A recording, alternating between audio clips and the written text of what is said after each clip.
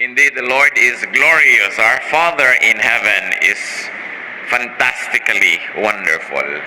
At lalong-lalo kung atin pong sinusuri at pinag-aaralan ang Biblia, marami tayong lalo nang nakikitang kaluwalhatian ng Diyos. We have been reading the book of Ecclesiastes for a while, and it has been a search of what's good in life. Ano nga ba talaga ang mabuti? At syempre, hindi lang mabuti, we also like to see what's better in life. And as we ponder more words from the teacher, we pray that the Lord will enable us to see what's not only good, but what's also better in life.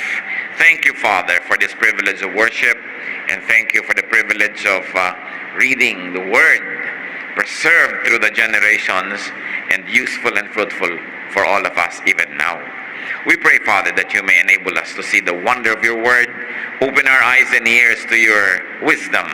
Teach us, even as we ask you, Lord, to forgive us our sins, cleanse us from all our iniquities, enable us to enter your most holy presence, and dare to ask blessings from you.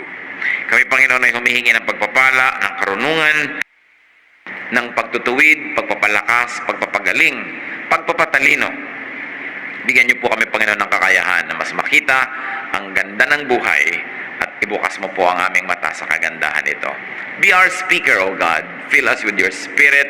Enable us to read your mind, to touch your hand, and to be like you.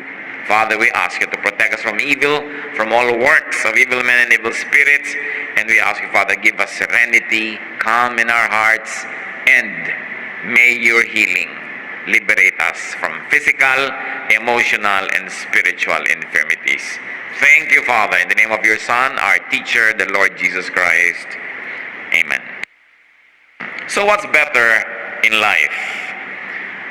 At maganda pa nga itanong, so what's best in life? Ecclesiastes 7, 1-6. Solomon speaking. A good name is better than fine perfume, and the day of death is better than the day of birth. It is better to go to a house of mourning than to go to a house of feasting. For death is the destiny of every man. The living should take this to heart. Sorrow is better than laughter, because a sad face is good for the heart. The heart of the wise is in the house of mourning, but the heart of fools is in the house of pleasure. It is better to heed a one man's rebuke, a wise man's rebuke, than to listen to the song of fools. Like the crackling of thorns under the pot, so is the laughter of fools. This too is meaningless. In 6 verses, we are given a big load of wisdom. At itong thesis ito ni Solomon, meron sinasabi siyang, this is better than that.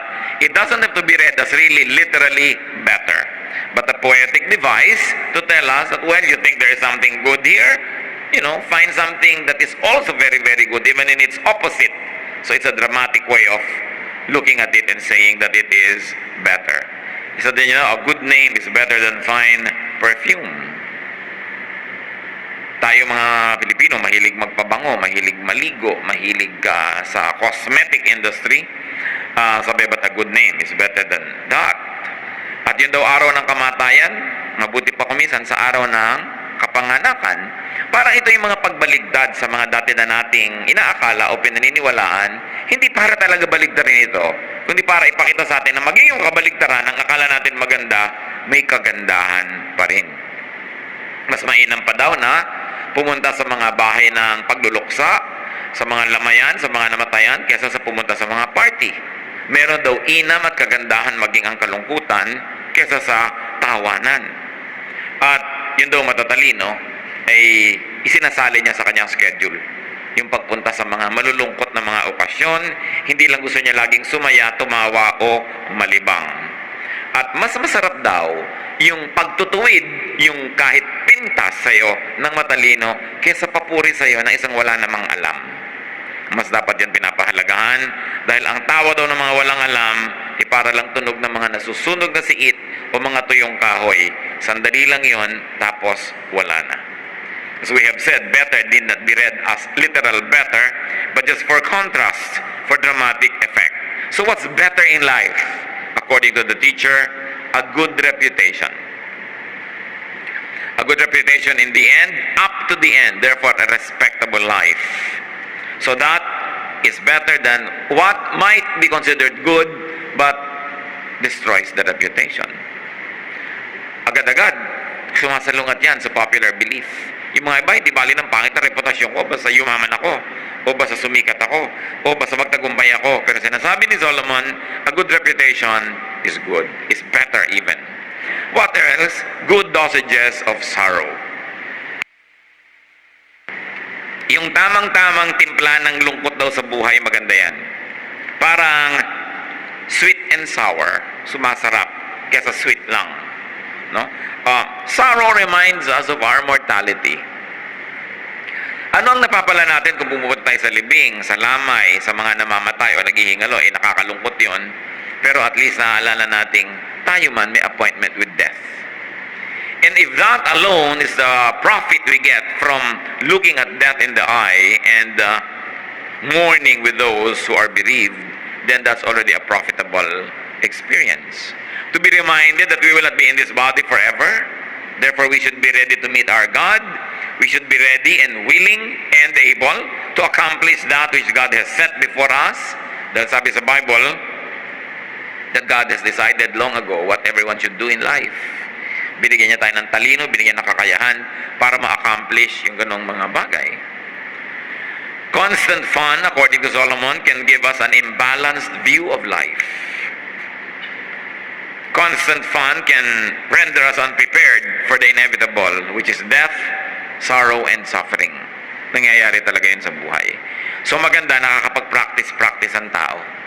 Kaya daw yung mga bata na maganda may mga pets, at kuminsan yung mga pet nila nagkakasakit, kuminsan namamatay pa, yung bata nagkakaroon siya ng education and practice kung paano ang isang mahal mo sa buhay ay magkasakit at maaaring mamatay. Na pagdating ng panahon na nangyari sa tao na mahal niya, na mas mabigat, mas masakit, meron siyang konting pagsasanay sa kalungkutan para hindi siya maitumba ng biglang dating ng ganito mga uri ng problema.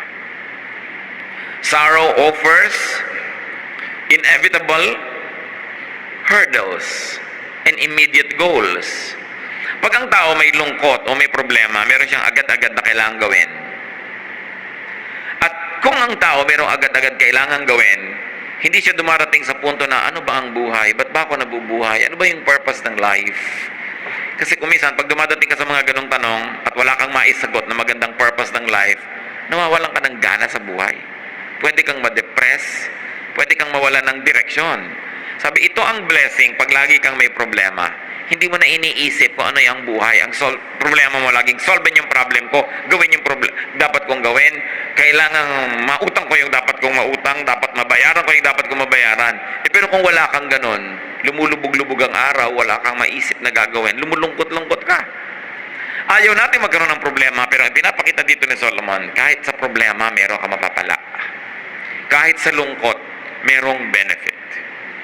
Na napaka-importanting isipin na hindi ka lang dapat mahilig sa pagsasaya. Pinagpapraktisan din ang lungkot. Sapagkat ito isang bagay na hindi pwedeng maiwasan sa buhay. Ecclesiastes 7:7. Extortion turns a wise man into a fool, and a bribe corrupts the heart. Ito kasing Ecclesiastes, collection ng wisdom ito, kaya bigla-biglang kumakambyo, bigla-biglang naiiba yung topic, bigla-biglang may ibang ituturo, at yun ang ating pattern na sinusunod. Kaya kung saan tayo dali ng verse, doon naman tayo nagpupunta. What is better in life in this part of Ecclesiastes? Integrity. Integrity is better than whatever might give you benefit but will erode your integrity. To be above and beyond reproach. Yung meron kang delikadesa, meron kang self-respect, and people also respect you because you live in a respectable way. Ecclesiastes 7 verse 8, the end of a matter is better than its beginning, and patience is better than pride. So ang mahalaga daw, hindi yung simula lang, kundi yung katapusan, o natapos mo ba yung sinimulan mo. Anong pinapahalagahan dito ng teacher? Consistency. Steadfastness. To be able to deliver a promise. To be able to do what you had set out to do. So that you would have not totally wasted time. Pag simula ka ng simula at hindi mo naman tinatapos, magsisimula ka uli ng bago, marami kang nasasayang na oras na dumadaan, hindi na bumabalik, ikaw ang nalulugi. So what is important here is to complete what has begun. At kung hindi natin kayang simulan, tapusin, wag nating simulan. Kakambal siyempre ito, itinuturo sa atin ni Solomon, magplano ka. Kung may project ka, tingnan mo yung costing, kaya mo bang tapusin? Kung hindi mo kayang tapusin, huwag mo simulan. Meron ka bang energy hanggang matapos yan? O baka naman sandali lang yung energy mo, bukas wala na. Consider all of that. Because many people waste time, talent, and treasure beginning many things and not finishing them. Another thing that's better in life, Ecclesiastes 7:9, do not be quickly provoked in your spirit, for anger resides in the lap of fools. So not being quickly provoked to anger is better than being provoked. That's what he's trying to say. So what is better here? Calm, serenity. Payapa, tahimik ka, mahinahon. That you are unruffled. You're like a quiet pond without blemish on its face. At kasama doon siyempre is forgiving, understanding, and ignoring an offense or forgiving offenders. Sabi niya, anger resides in the lap of fools. Yan ay inaalagaan lang, pinapatagal, kinikimkim ng hindi matalino. Yung galit. Kasi yung galit, sinisira ka, at lalo naman yung taong kinakagalitan mo, yun ay maaari mong masira. At sa pagsira mo sa kanya, hindi pwedeng hindi ka rin madamage. Kaya ang matalinong tao daw, hindi na niya hinahayaang magalit siya agad. Kung magagalitin kayo 5 years ago, pwedeng ma-excuse yun. Pero kung hanggang ngayon, magagalitin pa rin kayo, boring na yun. Dapat, kumukonti na lang ang nakakapagpagalit sa'yo. Na magandang goal sa buhay, this year, babawasan ko pa ang pwedeng gumalit sa akin. Kasi yung taong napakadaling magalit, hindi ka lang napansin, galit ka na. Hindi ka na-invite, galit ka na. May nag-cut sa'yo sa traffic, galit ka na. Kita yung mga nangyayaring gulo sa mga taong umiinit ang ulo at sinusunod nila yung init nila ng ulo. Matagal lang lumamig yung ulo nila, may problema pa na dala-dala dahil sa naging bunga ng init ng ulo. What else is better daw? Not holding a grudge. Huwag ka nagtatanim ng sama ng loob. Hindi yun mabuti sa'yo, sa kalusugan mo, sa espiritu mo, sa iyong emosyon, at hindi rin mabuti sa iyong pakikipagkapwa-tao. Ecclesiastes 7:10, do not say, why were the old days better than this? For it is not wise to ask such questions. Ganyan lang mga tao, lagi nilang the good old days. The good old days. Nung araw? Mabuti pa nung araw? Mabuti pa nung araw? Hindi naman totoo yun eh. Nung araw walang cellphone. No? Ang hirap tumawag. Lalo kung taga-baryo ka nun. Ka-tricycle ka pa patungo sa bayan, pipila ka pa sa RCPI. Ang dami-dami ninyo. Bibigay mo yung tatawagan mo sa operator, tapos tatawagin ka, papasok ka doon sa parang aparador na booth. Nadidinig ka naman actually nung lahat ng tao doon, ano? Tapos, mamaya may nalimutan ka, pila ka na naman. Bago ka makatawag. Nung araw, kahit may telepono ka, may party line ka pa. So, walang dayan doon. Ngayon, kahit ka nasa banyo, nagsiselfone ng tao. Napakaraming madali. Natatandaan nyo ba nung araw, pag tinuturo kayo ng dentista, hanggang daliri nyo ang taba ng karayom, ang sakit. Ngayon, meron pang pre-anesthesia, anesthesia. Ang ginawa ng buhay. Mga tao ngayon bumibili pa ng mga mineral water. Walang ganyang gastos nung araw. So, ibig sabihin, may ginagastos. No? Kasi may pinagkakagastosan, may ginagastos. Hindi katulad nung araw. Oh, good old days, good old days. Kasi pag sinabi nyo yon, lagi, lulungkot lang kayo. Dahil ang hinahabol nyo, yung tapos na. What Solomon is saying is it's better not to complain and not to compare the present unfavorably with the past. Do not keep on finding faults with what it is. Because you will only become sad. It would diminish enjoyment. It would diminish your appreciation of the here and now. And then you'll only be sadder. Dapat bilangin mo yung mga blessings mo. Sit down and count your blessings. Kung kayo nung araw ay nagtatype, pag nagkamali kayo, lalo may carbon paper, 5, 6 na kopya yun, i-snowpickin mo isa-isa. Pagkatapos uulit-ulitin mo. Nung araw, pagka nag-layout ka ng magazine, ginugupit mo talaga yung papel, talagang cut, paste, literal, no? Ang dali-dali ng buhay ngayon, maraming comforts, at saka sobrang nade-democratize. The comforts you have, for instance, in texting, kahit kabalot vendor, not even the Caesars of Rome had them. No? At kumisan, kung nakaka-afford ka kahit konting air conditioning, not even the emperors of Rome or the pharaohs of Egypt were able to air condition their bedroom. Maraming dapat ipagpasalamat ang tao. Ngayon, yung may nalulun ka na kung ano, nung araw, ihintay mo na lang mamatay ka. Ngayon, opera ka, natatanggal yung nilulun mo. Kaya nung araw, matagal ang yung naghihingalo. Yung mga lola ko naghihingalo, 3, 4, 5 days. Yan ang kwento ng mga tao. Paano? Talaga inaantay nung may sakit na mamatay siya. Pero ngayon, ginagawan mo yan ng paraan. Sabi ni Solomon, don't always say the good old days were better. Nababawasan ang appreciation mo sa improvement ng humanidad at sa blessing ng tao sa ating kabihasnan, sa blessing ng Diyos sa tao. Ecclesiastes 7:11-12, wisdom, like an inheritance, is a good thing and benefits those who see the sun. Wisdom is a shelter as money is a shelter. But the advantage of knowledge is this: the wisdom preserves the life of its possessor. So may dalawang shelter na sinabi dito, wisdom and money. Hindi sinasabing walang kwentang shelter ang money. Maraming nagagawa ang money, so you make a lot of money. Ngayon, kung ayaw niyong itago, ibigay niyo sa akin.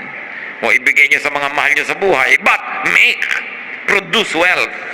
Because money is a shelter. So niya, advantage yan. Pero alam niyo, mas advantageous ang wisdom. Because wisdom preserves life. It is possible that money can actually destroy life. Alam niyo yung mga biglang tumatama sa mga loto, mga biglang nagkakapera, kung minsan napapahamak. Wala silang practice yumaman eh. Pero ang dami nilang practice humirap. No? Kaya mas hiyang sa kanila kahirapan. Mas magsusurvive sila na mahirap kaysa mayaman. Marami mga tao hindi nagsusurvive na sikat. Pero nung hindi sikat, buhay sila. So sabi, huwag mong sinisisi ang nangyayari sa buhay. Huwag mong isinusumpa ang buhay mo dahil kinukompare mo sa iba. Hanapin mo lagi yung advantage ng iyong pagiging iyo at ikaw. Kasi lagi yan merong advantage.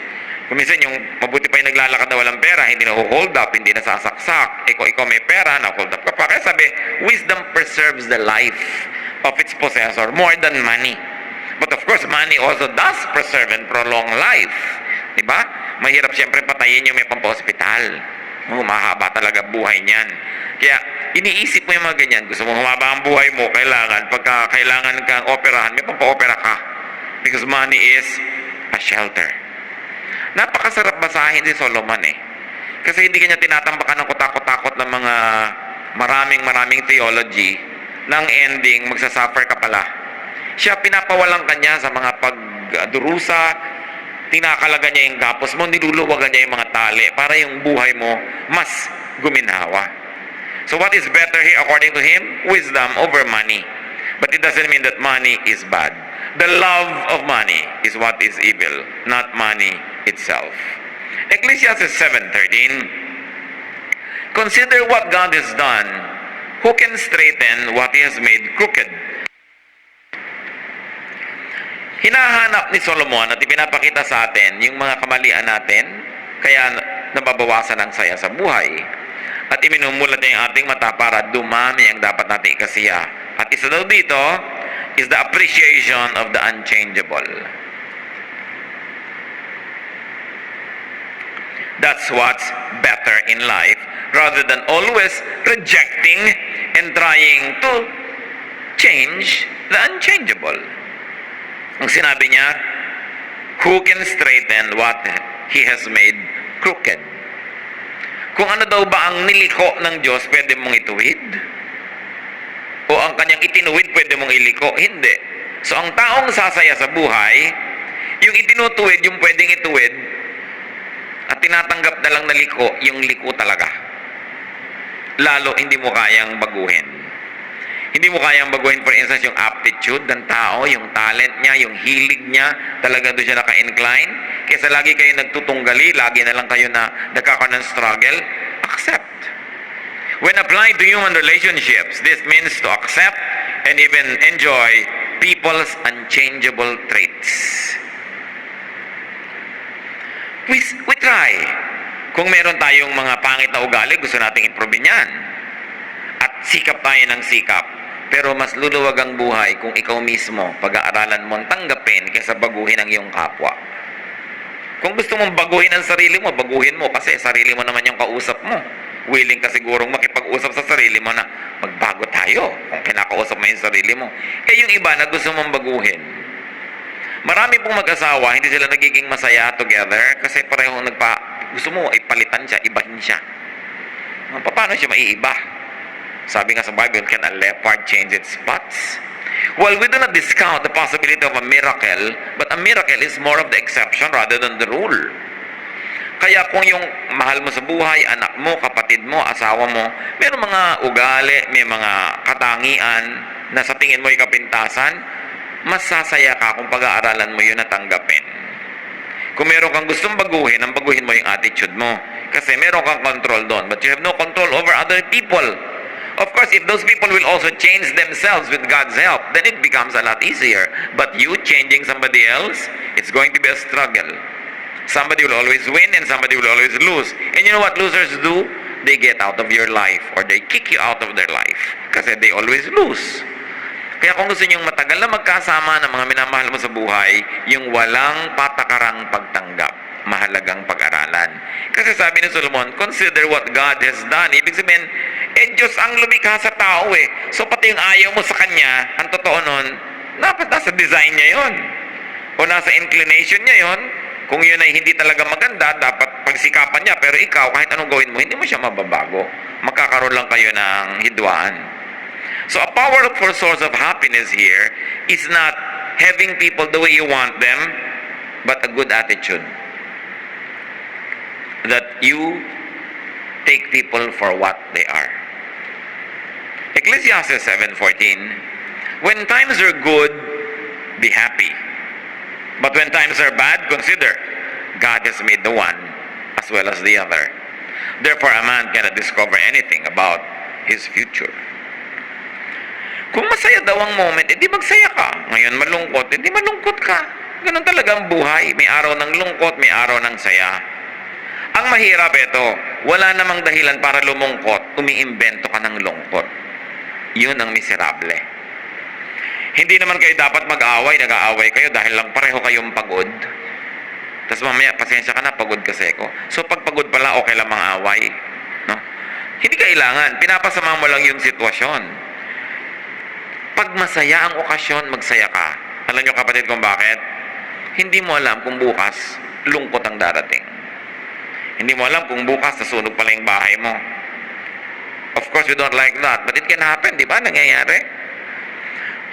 Ngayon, merong party, ayaw mong kumain. Tapos bukas, bigla na lang, may sakit ka sa lalamunan, wala ka talagang makain, nakaswero lang, sisi ka ng sisi, pati hindi ko pa nakain yung pwede kong kainin, nung pwede pa. Kaya kailangan, kung maganda yung panahon, yan, samantalahin mo. Parang sila sa o umaaraw pala, o di, yan, magkula ka, maglaba ka, maglakad ka, mamasyal ka, kasi may mga time na bumabagyo, hindi pwede yun eh. Ngayon, yung wala namang bagyo, nagkukulong ka sa bahay, pagdating ng bagyo kayo, nagsisisi ka, ba't ba hindi ako nakalabas-labas nun? Ang practical ni Solomon, ang sarap-sarap niyang kasama. Ang sarap-sarap niyang teacher, buti na lang siya yung the teacher, Ecclesiastes. Ibig sabihin, the teacher. It was derived from that root word. Kasi pag siya yung teacher, hindi kanya puro tinatambakan ng pagdurusa at hirap. No? Sinasabi niya sa ito ang gawin mo. At huwag niyong tatawaran si Solomon. Siya ang pinakamatalinong tao. Siya ang binigyan ng Diyos ng superior na katalinuhan, kaya dapat natin siya pakinggan. More than some religious leaders, no? More than some preachers na ang lagi nilang gino-glorify is suffering. Puro na lamang na magdusa ka, magtiis ka, huwag kang kumain, mag-fasting ka. But there's nothing wrong with that. But sabi ni Solomon, for everything there is a season, a time for every matter under heaven. So wise people are to enjoy good times. And they are to ponder bad times. Pag daw malungkot ang panahon, ang dapat mong gawin, magbulay-bulay. Mag-isip-isip. Anong iisipin mo? Bakit kaya malungkot?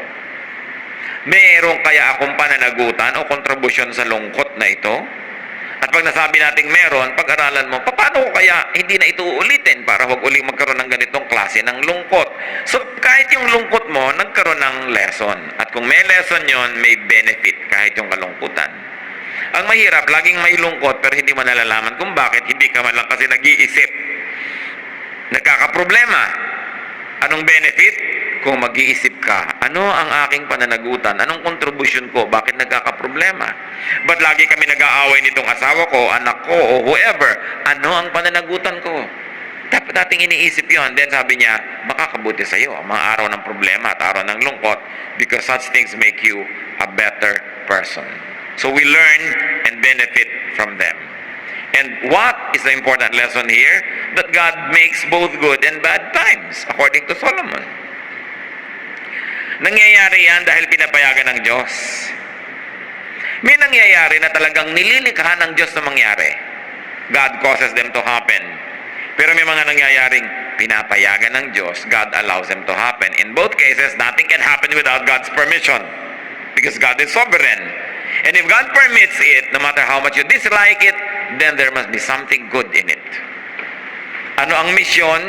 Huwag magreklamo, huwag i-compare yun sa ibang panahon. Hanapin ang lesson nun. Then you will be better. At bakit daw yun ginagawa ng Diyos? Na hindi mo malaman kung ano mangyayari bukas? Well, probably to make life interesting and moving and exciting and far from being predictable and boring. Yun ang mga variety of life. And since God makes both good and bad times, then pwede nating masabing walang bad times. Dahil pwede mong pakinabangan yun, pwede yun magbigay sa'yo ng lakas, pwede yung magbigay sa'yo ng perspective, ng understanding of other people, ng compassion. Therefore, bad times did you good. Kailangan you turn every disadvantage to an advantage. Because the believers of God are incurable optimists. We see the brighter side of things. Because when God causes it or allows it to happen, we can learn something from it. In the fourth line, both the good and bad event should be expected, accepted, and much can even enjoyed. Ecclesiastes 7:15-18. In this meaningless life of mine, I have seen both of this: a righteous man perishing in his righteousness, and a wicked man living long in his wickedness. Sabi niya, alam niyo, may napansin ako sa buhay. May mga matutuwid na tao na mamatay dahil matuwid sila. At may mas mga namang tao, ang haba ng buhay. Sa katunayan, yung pangkasamaan nila yata nagpapahaba ng buhay nila. Na-observe niyo ba yan sa buhay? So sabi ni Solomon, verse 16, do not be over-righteous, neither be over-wise. Why destroy yourself? Do not be over-wicked, and do not be a fool. Why die before your time? It is good to grasp the one and not let go of the other. The man who fears God will avoid all extremes. I wonder if this is the first time that it has crossed your mind. The wisest man on earth, gifted by God with superior and excellent wisdom, says, do not be over-righteous. Okay, magandang banal, pero huwag kang super banal. Sabi niya, magandang matalino, pero huwag kang super talino. Halos wala ka nang ma-enjoy sa buhay pag ganyan ang ginawa mo. Sa kabaligtaran naman nun, do not be over-wicked. Madadali din ang buhay mo, marami magagalit sa'yo, masisira ang katawan mo. Sabi niya, do not be a fool. Sabi niya, eto ang isang katangian ng tunay na makadiyos. Hindi siya nagiging extremist. Di ba marami mga tao pagka naging religious, overly religious, ito yung kaharap mo siya, wala kayong pinag-usapan kundi Diyos, Biblia, mga kabanalan. At kung aaminin mo sa sarili mo, ayaw mo na siyang kaharap. Nakakakasan, na ang topic niya. Meron naman na overly wicked, walang pinag-usapan kundi yung mga pinatay niya, o kung ilan ang kulasisi niya, o anong mga kasalanan niya. Hindi din nakaka-edify. So niya alam niya ang tataong totoo, may konti ka nito, may konti ka nun, talagang nadadapa ka, tumatayo ka, meron kang konting kabutihan, may konti ka rin kasamaan, part ng pagkatao mo yon. Sabi niya, ang sino man natatanggapin na ganyan, talaga ang totoo, ikaw lang ang magkakaroon ng peace with life. Na hindi mo ina-expect ang mga tao to be perfect. No? At ang kabaligtaran niyan, because nobody could be perfectly good, nobody is also perfectly evil. Hindi mo pwedeng ibuntun sa isang tao lahat ng kasalanan at lahat ng pagsisi. May mabuti rin dyan. Alam niyo, yung kuminsan, yan ang hindi maganda sa mga pelikula, yung may bida at kontrabida. Talagang yung bida, saksakan ng bait. Tapos yung kontrabida, saksakan ng sama. Sa totoong buhay, walang ganon. Inside everybody, there's some bad and there's some good. And what God likes us is to develop the good. So that it becomes better. And to develop the bad so that it becomes good. But this is one thing with God. Saan ka man niya abutan, nandun ka sa good, sa better, sa best, sa bad, sa worst, mahal ka pa rin niya. And God is great at restoring people. Kung ang taas-taas ng espiritualidad mo, mahal na mahal ka ng Diyos, bumagsak ka, nandito ka, magdasal ka sa Kanya, lumapit ka, andito pa rin siya. Nasamahan ka niya, aakayin ka niya uli, umakyat. Kahit sa kanaron, abot ka ng Diyos. Kaya dapat ganun din ang attitude natin sa mga tao. Kahit man sila naroon, inaabot natin. Kung ano man ang level ng kanila espiritualidad, ng mga religiosity, intellect, we reach out to them because that's the example given to us by God. Huwag tayo maging overly good. Meron kasing judgmentalism that goes with exaggerated goodness. That you no longer are able to tolerate those who are not as good as you. Kaya ang nangyayari nun, nagiging bad ka na rin because judgmentalism, self-righteousness are both considered to be bad attitudes and behavior. Ano pa mga ironies po ang na-observe ng teacher? Tulad ng binanggit natin that good people could die in spite of and sometimes because of their righteousness. Nakikinig yung mga sineselebrate nating heroes dahil na-righteous, nagligtas naming buhay, nalunod tuloy siya. So, hindi natin sabing mali ang ginawa niya. Rangi kinamatay niya, hindi dahil sa kasamaan, sa kabutihan. Di ba? So, kung gagawin mo yung kabutihan, kinamatay mo yung pagiging mabuti, huwag mo sisihin. Kasi wala siyang ipinangako na pag gumagawa ka ng mabuti, lalo kang mapapabuti.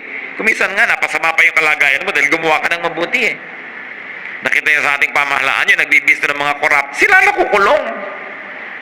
Hindi natin sasabing mali ginagawa niya, pero pag gumagawa ka ng mabuti, don't expect na laging magiging mabuti ang bunga.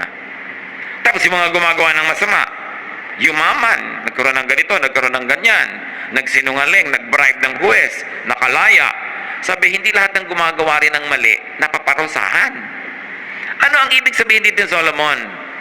Huwag niyong hanapin ang hustisya ng Diyos na makita niyo buong buo dito sa buhay na ito, this side of eternity. That's why the Bible is full of teachings about God's justice, especially in eternity. That God keeps account of what everyone does. So that if human justice fails, there is divine justice that will never fail.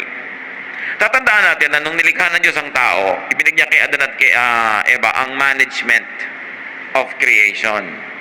So dapat ang creation, ang mga creatures, ang mga hayop, ang kalikasan, at maging ang mga kapwa-tao, dapat i-manage mo mabuti the way God would manage if He was a manager Himself. Pero dahil lumayo na lumayo ang tao sa kabutihan, kaluwalhatian ng Diyos, kaya maraming imperfections, maraming injustices. Hindi yun kasalanan ng Diyos, pero alam natin, itutuwid yun ng Diyos. Kung hindi man yan, maituwid lahat is part of life in the next. At yan ang pinanghahawakan natin na katarungan ng Diyos. Kaya ang ganda ng Tagalog sa gobyerno, pamahalaan. Alam niyo yung root word ng pamamahalaan is pamamahala or pagiging bahala. At pinaniniwalaan ng maraming scholar na ito'y nagmumula yung bahala sa word na bathala. So, ano yung pamahalaan?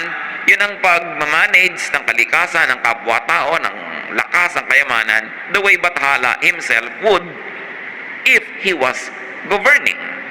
Kaya ang linis ng word pamahalaan, which is pamathalaan, pamamahala, hindi lang basta gobyerno, which is of course a Spanish word.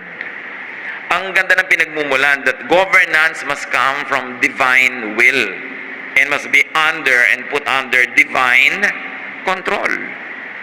Ngayon may corruption kasi hindi yun ang ginagawa ng mga tao. So sa biglang tingin, parang yung mga unrighteous are rewarded. Okay, magulat, nangyayari talaga yun sa mundo. Pero sabi, hindi naman lagi magiging ganyan.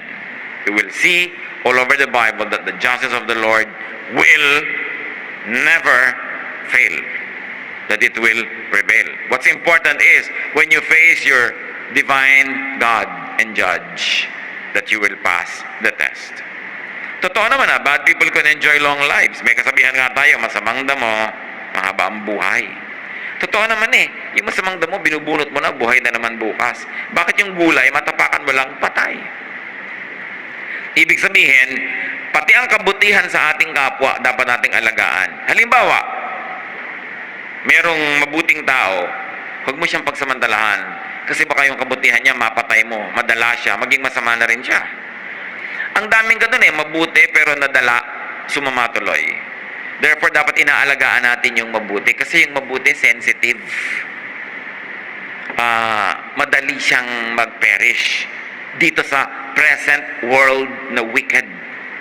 Kaya kung may nakikita kang mabuting ugali na isang tao, mahalin mo yun, inorish mo. May mapagbigay, bigyan mo rin siya. Hindi yung tanggap ka lang ng tanggap. Dahil mamaya makakahalata rin yan. So mawawala na yung pagiging mapagbigay niya. Marami mga tao sa first love, di ba bigay na bigay? Ang pag-ibig, ang pagsinta, katapatan, lahat-lahat. Pero nung nasaktan, 1, 2, 3 times, ayaw na. Siya na yung nananakit, gumaganti na. Kaya dapat inaalagaan natin yung mabuti. Pag nakita mo, ang buti ng kapatid ko na ito, hindi ko siya paabusuhin. Ang bait-bait ng taong ito, susuklian ko rin ang kabaitan. Kasi pag ginawa natin yun, dadami yung kabaitan, dadami yung mabait. Pero, alam mo, madaling utuin yan, utangan mo. Ano yun? Madali yan, konti lang bola-bola. Pag ginanon, may nakala nyo ba, after 3 or 4 or 5, mas makakahalata rin yun. Mamaya, magiging maramot na rin. So, nasira natin kung ano yung mabuti. Dapat nating inaalagaan ang mabuti para dumami yun. So, ano ang advice ng teacher sa mga sobra, mga extremist? Don't self-destruct with excessive goodness, even badness, or foolishness. In other words, don't self-destruct with extreme behavior. Be moderate. Avoid extremes, even extreme goodness. Ecclesiastes 7:19, wisdom makes one wise more than powerful, and a wise man more powerful than 10 rulers in a city. So here, wisdom is equated with strength. And verse 20, there is not a righteous man on earth who does what is right and never sins. Bago pa sinabi sa Book of Romans that everyone has sinned and falls short of the glory of God, sinabi na ni Solomon, wala naman talagang kahit mabait at mabuting tao na hindi nagkakamali. Anong application, kapatid? Meron kayong mahal sa buhay na generally mabuti, tapos nagkamali, patawarin. I-restore, turuan, pero huwag ipagdiinan, tapakan, kalimutan, kasi wala naman talagang perfectly righteous. Sobra naman na paghanapan natin ang ating kapwa ng perfection. Kahit sino siya, kahit ano siya. Sometimes we over-idealize our mothers. So hindi natin iniisip na pwede sila magkamali. We over-idealize our fathers or our religious leaders or our teachers. Hindi natin sila binibigyan ng space to be human. That is cruel.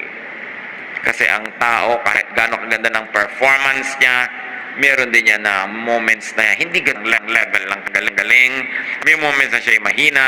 So dapat natin siyang ganang puwang. This implies that people should not try too hard to be over-righteous. Yung talaga ba, walang-wala sa mo. Kahit pa nga, hanggang antok-antok ka na, pilit mo kami mag-pray. Maga-maga ka na nakaka-amen, nakakatulugan mo, no? Ubod ng habang prayer dahil magdamag. Pagising, amen. Pero yung pala, hindi naman talaga pray. So, alam naman ang Diyos yun. So nagpilitin na sila sarili mo. So, Lord, bukas na lang po ako mag-pray. Antok na talaga ako. Ba't mo naman pipilitin? Sabi, may ganun talaga. Ngayon, kailan ka magpipray ng talagang thorough, mahaba? Di yun nung nasa mood ka, yung ganado ka talaga, may conviction ka. Kasi iba-iba naman yung klima everyday. Tulad din ng araw na masaya, huwag kang maglungkot kasi araw yan ang saya. So may mga moments na talagang very spiritual yung feeling mo. Doon mo samantalahin kasi may mga moments hindi ganun lagi. So doon sa mga moments na nagsasaya ka, nagdadasal ka, ang ganda ng fellowship mo sa Lord, parang bangko, nakakapag-deposit ka. Dumadating yung time na tigang ka sa espiritu, may ma-withdraw ka man lang dahil may pinagbubunutan ka ng goodwill between you and God. So respect the times and the seasons. People should accept other people's imperfections. Don't expect too much from yourself and from others. In other words, relax. Sabi nga nila sa Hawaii, hang loose. You know, relax ka lang. Huwag ka masyado serious sa buhay kasi hindi naman laging nakakasolve ng problema yung pagiging serious. Kadalasan nagdadagdag pa yan.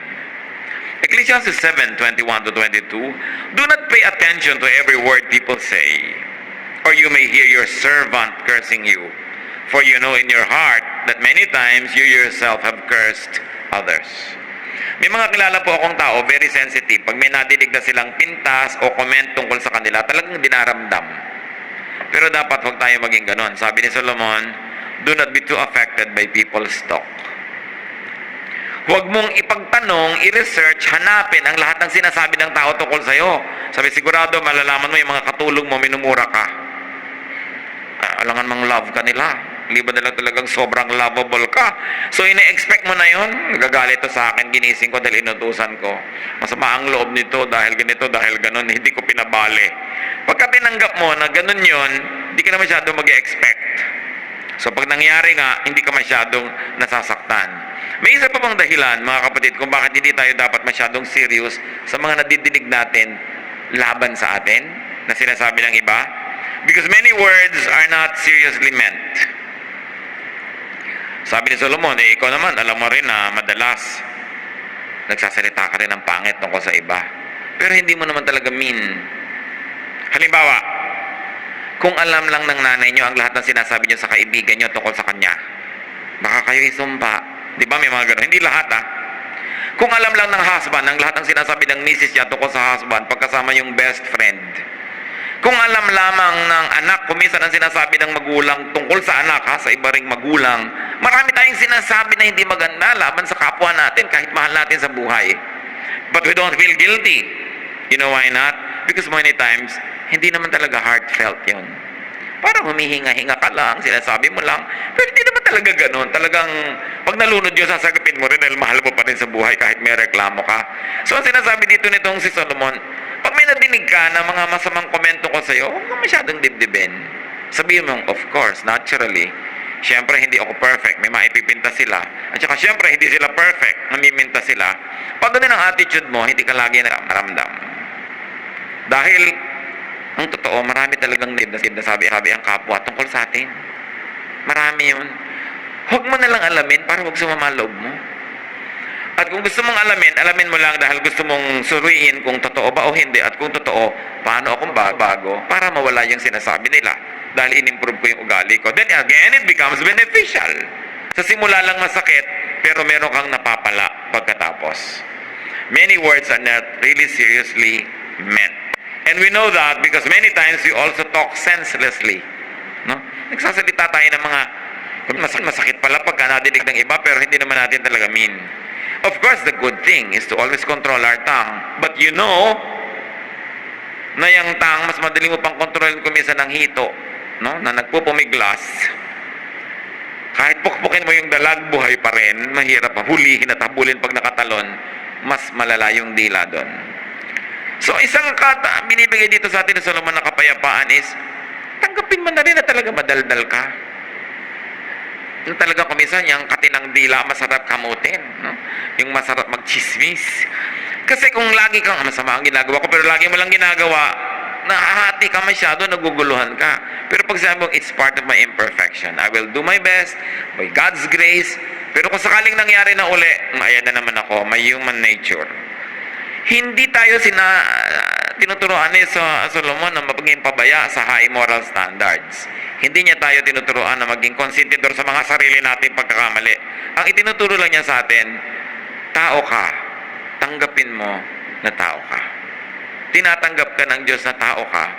Pero hindi ibig sabihin, kinukti ng Diyos na laging ganyan ka na lang. Mag-improve ka. Pero kung hindi ka pa nag-improve, keep improving, pero be at peace with yourself. It also follows that you must be at peace with others. And where is peace premised? Acceptance of what is true about you and what is true about others. And the moment you accept what is ugly but truthful about yourself, the more you will love God because God loves you in spite of. And the more you will appreciate God because God never gives up on us. Pero wag ka na lagi nakikipagtunggali sa sarili. Yung pagmamahal at pagtanggap sa sarili is also an act of godliness. Why? Because God created you.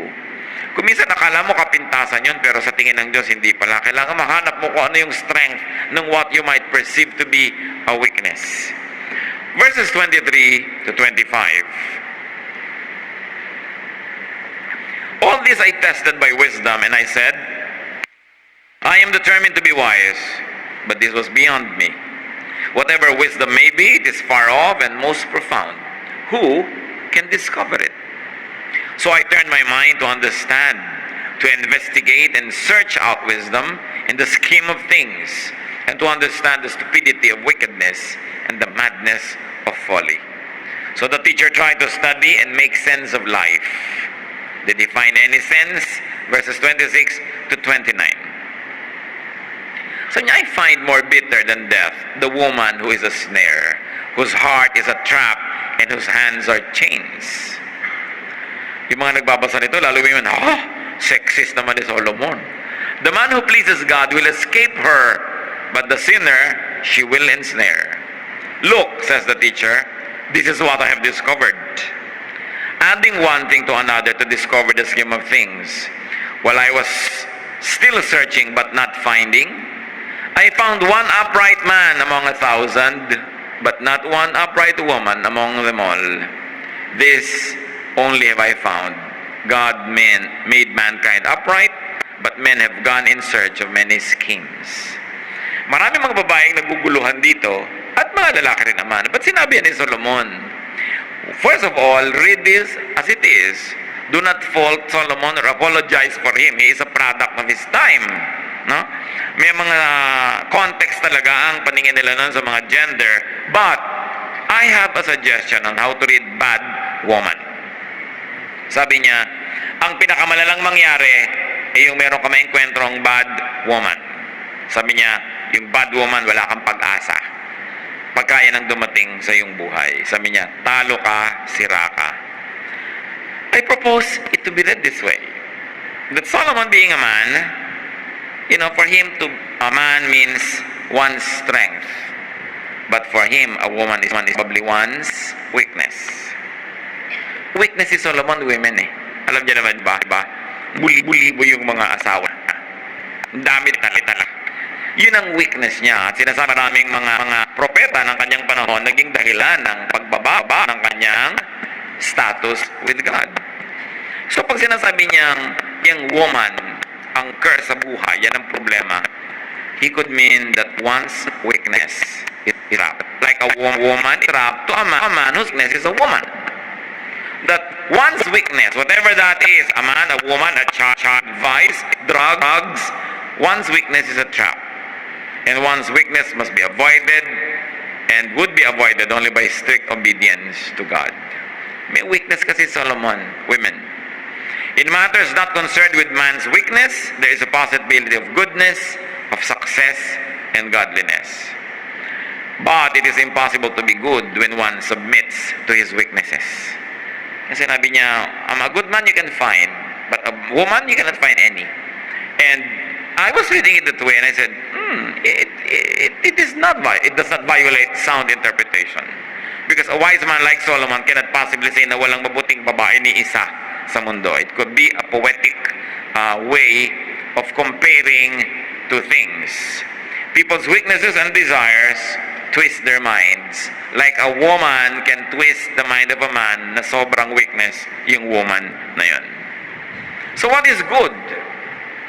What is better? Continue to read Ecclesiastes.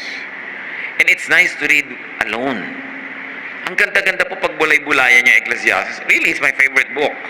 Kung meron kang dalhin sa isang pulo na malalagay ka doon ng 5 years, walang alisan, take Ecclesiastes. No?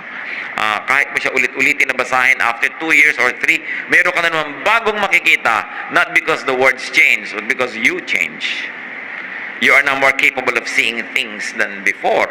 Kaya napakainan po. Ang challenge na ngayon natin, marami tayong lungkot, marami tayong hirap, marami tayong weaknesses, marami tayong reklamo, marami tayong kino-compare. Ano ang lesson na ibinibigay sa atin Solomon? Father, teach us. Humihingi kami, Panginoon, ng wisdom para itong pag-aaral namin huwag masayang. Maiuwi namin ang as much wisdom as possible, at habang binagbubulay-bulayan namin at iniisip ito, lalong mag-ugat sa aming kamalayan na lalo naming maintindihan yung practical application. Sa ilang saglit, magbulay-bulay tayo mga kapatid. Sa major points, the Spirit God has touched you on, na ipinapaalala sa atin na merong lesson from Ecclesiastes, from the word God given to Solomon. Consider such words and make peace with yourself and with God. Let's pray in silence.